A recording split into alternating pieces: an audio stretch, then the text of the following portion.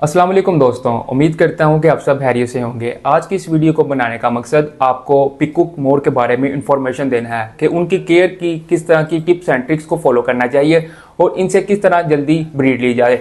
और साथ में आपको अपना भी इंट्रो करवाते चलते हैं। My name is Afaq Malik and welcome to Afaq's animal world YouTube channel.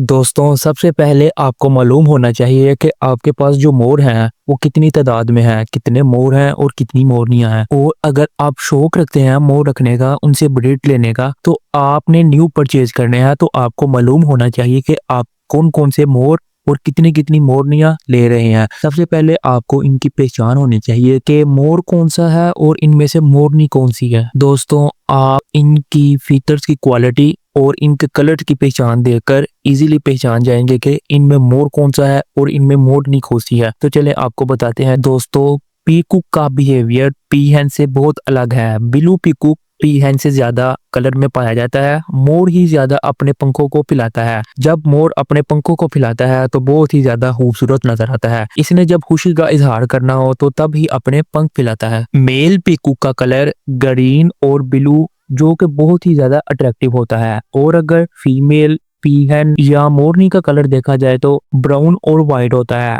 और अगर एक और पहचान देखी जाए इन दोनों में, पीकॉक मेल की गर्दन पीहन फीमेल की गर्दन की निस्बत ज्यादा लंबी होती है और इसकी गर्दन फुल ग्रीन होती है। इन दोनों के साइज और वेट में भी काफी फर्क पाया जाता है। अगर मेल को देखा जाए, मेल पीकॉक को, तो उसकी हाइट उसकी तकरीबन 4 से 5 फीट तक होती है। और अगर फीमेल पीकहन को देखा जाए तो उसकी हाइट 3 से 4 फीट तक होती है। और दोस्तों, सबसे बड़ी पहचान इनकी ये की जा सकती है कि मेल जो पीकॉक है उसकी टेल लंबी होती है और जो फीमेल पीहन है उसकी टेल छोटी होती है।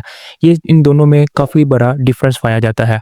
दोस्तों, पीकॉक और पीहन में 3 स्पीशीज नस्लें पाई जाती हैं। एक है इंडियन ब्लू जिस पे हम बात कर रहे हैं, और दूसरी है ग्रीन जावा, और थर्ड नंबर पर आती है कोंगो पीफॉल। दोस्तों, अब आपने इस बात का ख्याल रखना है, मोर तो आप ले आए लेकिन उन्हें उनकी जगह कितनी प्रोवाइड करनी चाहिए। एक मोर के पेड़ को जो स्पेस, जो जगह दरकार होती है, उनका केज या आपको उनका कमरा जो बनाना पड़ता है, उसके लिए आपको जिसकी विड्थ और लेंथ 11 से 12 फुट के दरमियान होनी चाहिए। और इस कमरे की, इस केज की हाइट तकरीबन 8 से 9 फुट होनी चाहिए, जिसमें वो इजीली एक पेयर रह सकता है। और आप एक पीकॉक मेल के साथ 2 पीहन फीमेल रख सकते हैं, जिससे वो आपको इजीली ब्रीड करके देंगे। और जब इनका ब्रीडिंग सीजन शुरू होता है तब आप इनके केज, इनके रूम में सिर्फ एक मोर ही रख सकते हैं, क्योंकि ये बहुत ही ज्यादा आपस में लड़ना स्टार्ट कर देते हैं। दोस्तों, इसके अलावा आप जितनी ज्यादा अपने इस बर्ड को स्पेस देंगे उतना ज्यादा ये हैप्पी रहेंगे और उतनी ही ज्यादा आपको जल्दी ब्रीड कर देंगे,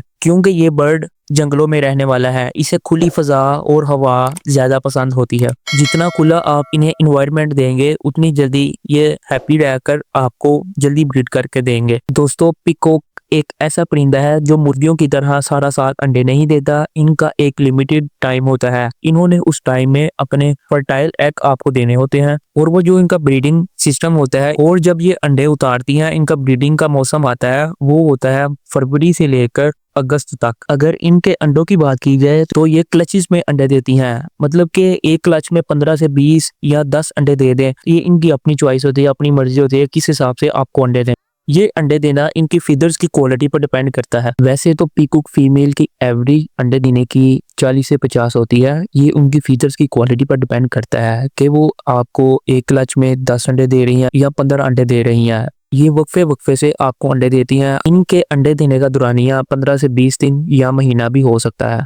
दोस्तों, एवरेज के हिसाब से पीकॉक फीमेल 20 से 25 अंडे ही देती है। वो उनकी फीदर्स अच्छी हो तो आपको ज्यादा अंडे भी दे सकती है, अगर उनकी नॉर्मल हो तो आपको इससे कम अंडे भी देती है। और अब बात करते हैं कि इनके अंडों से कितनी देर बाद बच्चे निकलते हैं, और आप इन अंडों को इनक्यूबेटर के थ्रू भी निकलवा सकते हैं, या इसके अलावा कोई और आपके पास बर्ड है, कोई और बतख वगैरह है या मुर्गी वगैरह है या तीतर वगैरह है, आप उनके नीचे भी इनका अंडे रखकर आप बच्चे निकलवा सकते हैं। और सेकंड नंबर पर दोस्तों जो पीकॉक फीमेल है, इसके अंडे का साइज मुर्गियों से, बतख से, दूसरे जो से बर्ड्स हैं, काफी ज्यादा बड़ा नजर आता है। दोस्तों अगर आप पीहन फीमेल से ब्रीड लेना चाहते हैं तो ये आपको मुर्गी की तरह 28 से 30 दिनों में अंडे हैच कर देगी। और दोस्तों मजे की बात यह है कि कबूतरों के लिए, मुर्गियों के लिए या कोई और आपने परिंदा वगैरह रखा है, उनके लिए आपको अंडे देने के लिए जगह बनानी पड़ती है। ये मोर ऐसा परिंदा है जहाँ केज में इसका दिल करे वहां पर अंडा देता है। इसने अपना जर पूरी बनाना होता है और अपना जर बनाने के बाद वहां पर अंडा देता है। और अगर इनके अंडे की बात की जाए तो इनका अंडा मुर्गी के 2 गुना होता है, मतलब कि मुर्गी से डबल साइज में इसका अंडा पाया जाता है। तो आपने इस बात का भी ध्यान रखना है, अगर आप अडल्ट पेयर लेके आए हैं उन्हें आप खुला हरगिज ना छोड़ें, उनके केज में ही बंद रखें। इनकी नेचर दूसरे बर्ड्स एंड एनिमल से डिफरेंस है। अगर आपके माइंड में हो कि हम इन्हें डेली बेस पे खुराक वगैरह डालते हैं, इन्हें हमारी पहचान हो गई है, ये हरगिज ऐसे गलती ना करिएगा। ये दूसरे परिंदे, दूसरे जानवरों की तरह नहीं है। अगर आपके माइंड में ऐसा हो कि आपके बर्ड्स जो उनसे कुत्ता, बिल्ली या मुर्गियां वगैरह आप उन्हें खुली रेंज में छोड़ते हैं, वो अपनी खुराक के लिए वापस आ जाते हैं। लेकिन मोर ऐसा परिंदा है, ये जहां उड़ान उड़ जाए तो वापस नहीं आता। ये ज़्यादातर किसी डरने की वजह से, किसी बच्चे या किसी जानवर वगैरह के डरने की वजह से उड़ान भरता है। और जब ये एक उड़ान भरता है तो इसकी 1 किलोमीटर से 1.5 किलोमीटर की उड़ान होती है और इसका मुश्किल है कि आप इसे वापस किस तरह लेकर आए। इसकी अगर अपनी मर्जी है तो ही आ सकता है। अगर आप ऐसा करना चाहते हैं कि आप अपने मोर वगैरह को, अपने पीकॉक को खुला छोड़ें, तो आपने करना यह है कि एक छोटा पेड़ लें, उसे टेम करें, उसे डेली बेस पर खोलें, उसे डेली बेस पे बंद करें। उससे आपको आइडिया हो जाएगा और वो डरेगा नहीं। और आपने इस बात की कोशिश करनी है कि उसे कोई भी डराए ना। जब उन्हें खतरा महसूस होता है, परेशानी होती है, तो वो अपने खतरे की वजह से अपने आप को महफूज रखने की खातिर दूसरी जगह पर शिफ्ट हो जाते हैं। कुछ दोस्त इस तरह करते हैं कि जब उनके मोर वगैरह उड़ते हैं तो वो उनके पर ही काट देते हैं, उनकी सारी खूबसूरती को ज़ाया कर देते हैं। आपको इनके पर काटने का भी तरीका बताएंगे इंशाल्लाह नेक्स्ट वीडियो में। और कुदरती तौर पर इनके पर अगस्त सितंबर में गिरना स्टार्ट हो जाते हैं और फिर अप्रैल मई तक